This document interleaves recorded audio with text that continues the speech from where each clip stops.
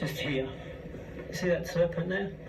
So what it is, Budlight Island, as you come into the harbour, the great serpent protects in the sky. And what it is, that thing's the most powerful things. It can even stop the journey of the sun. So it's talked of as the great serpent whose hide shines like copper. So we see the serpent, and that little glyph underneath it is hide or skin. And the little one next to it is copper. So word perfect, straight out of the Book of the Dead. So Apophis, his hide shines like copper. The great Lord, that little bowl that we see in there. And beneath it, it starts with the car of the ruler of the north coming forth.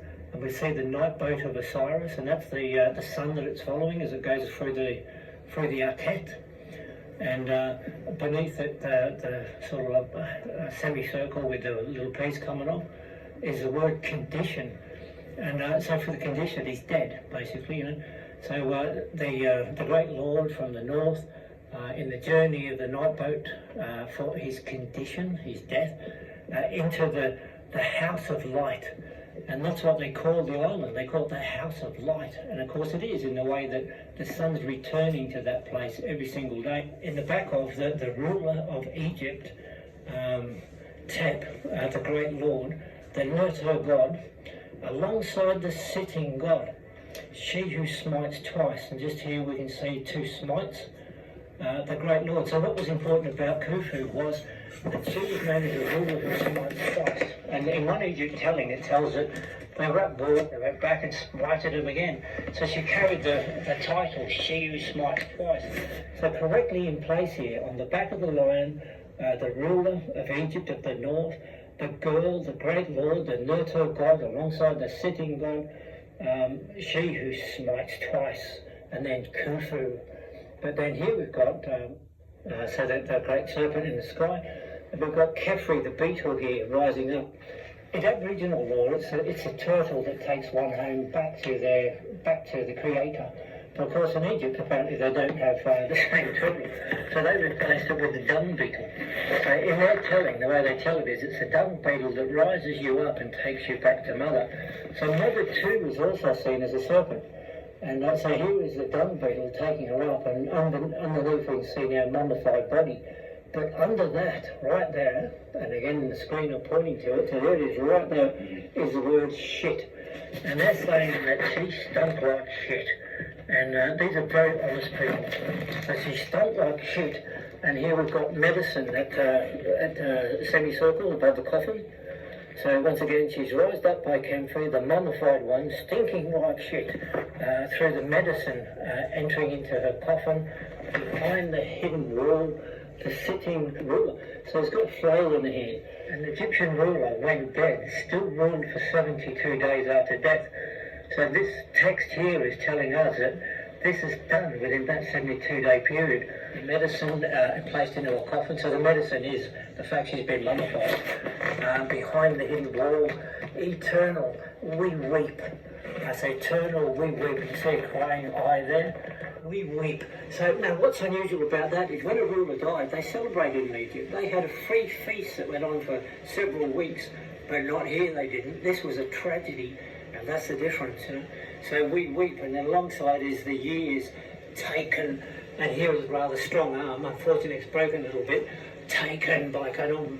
So she's gone back into she's into the afterlife, she's dead, And remarkably up the top, just here, just above eternal, is in stone the bushy track. And this thing looks like a sail with two things sticking off it.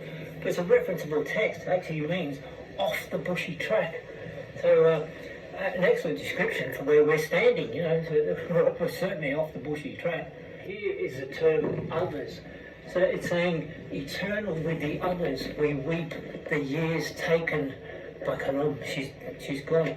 So that tells me she's not alone. There was others gone with her too. And here's a wonderful text alongside. And I've always wanted to point this one out.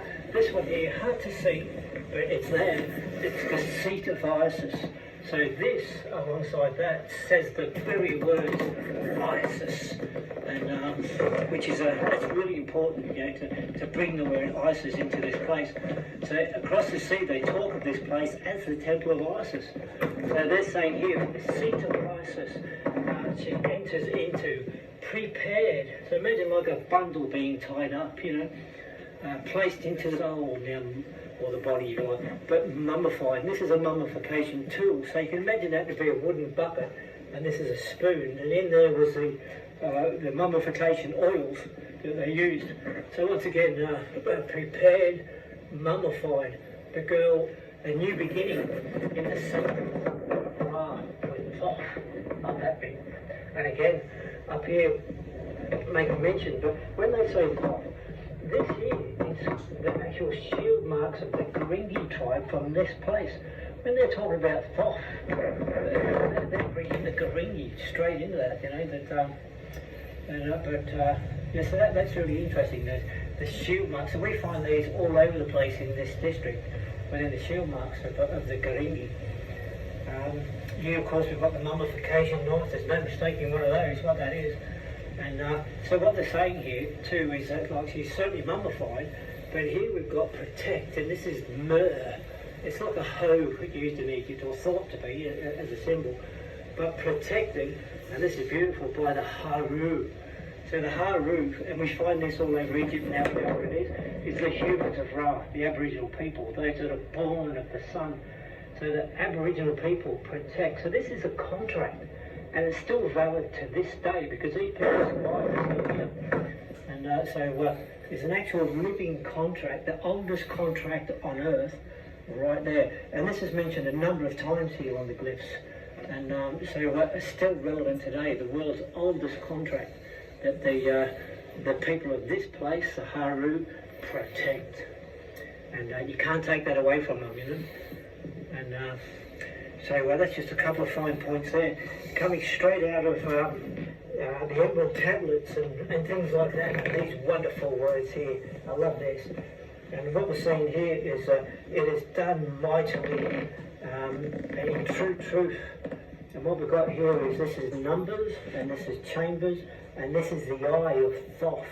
And what it's saying is it's talking about that Khufu, in the sacred waters, has been placed in the back of, on a journey, done mightily in true truth into the chambers of Thoth. And so she's actually been entered into the chambers of Thoth.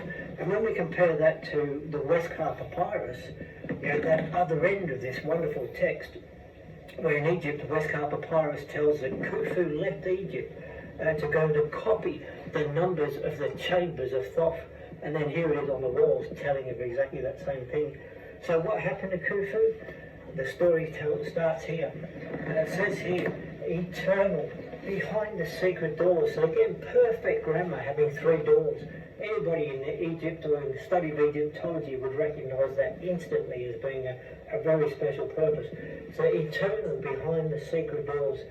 But here we've got pulled up on the sands. It's a rope with knots. And it's part of the Osiris story where the ship or boat is pulled up onto the sands by the spirits. So again, eternal, behind the secret doors, pulled up on the sands, and then beautifully written, behind the lion. Again, this is the hindquarters saying behind, meaning behind the lion. So reading it again, eternal, behind the hidden doors, pulled up on the sands, behind the lion. And we know on Lion Island is the beach where that took place. The ruler in the north, and here it specifically says north, the ruler of Egypt, inside the house. So there's nothing there, so this is a line that goes like that. So it's saying inside the house. Alongside the coffin is the temple across the sacred waters, placed in the back, once again, on the journey done right, in true truth, in the chambers of Thoth. So what we found on Lion Island on the northwest side was a tomb there with exactly the same sort of writing on it, talked about in Egypt. In that place, they placed the body of a great chief, we know as Chief Mene, Egypt knows as Mene Namu Osiris. Osiris, of course, is Asur, means black man, so basically his name was Mene, the black man.